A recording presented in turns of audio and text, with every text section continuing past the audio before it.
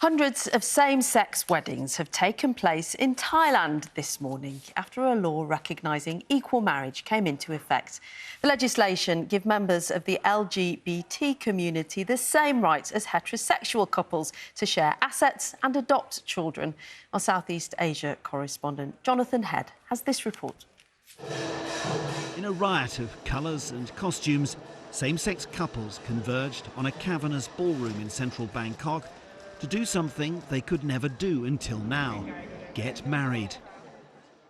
Police officer Apiwatsayree and his partner Panatkool have been waiting 7 years for this. They arrived early, hoping to be among the first gay couples in Thailand to tie the knot legally. Thailand has long been famous for its tolerance of different sexual identities. Most LGBTQ couples have been able to live quite openly for many years. But what those who've been campaigning for equal marriage have been saying all along is that tolerance is not the same as equal rights. And what they're celebrating here today is that for the first time, they have the same rights as everyone else.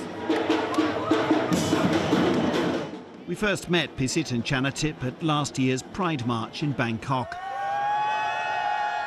Back then, there was still some uncertainty over when or even whether the law would pass. Pisit considers himself lucky. He's experienced little hostility or discrimination.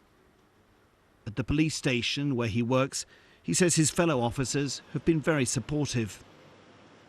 Activists have been pushing for this change in the marriage law for more than a decade. It's been a long fight, full of tears, they say.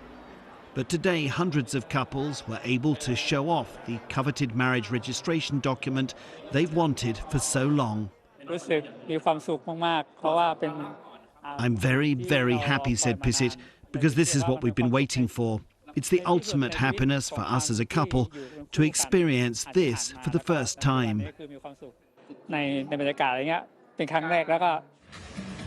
Thailand, though, remains an exception in this region.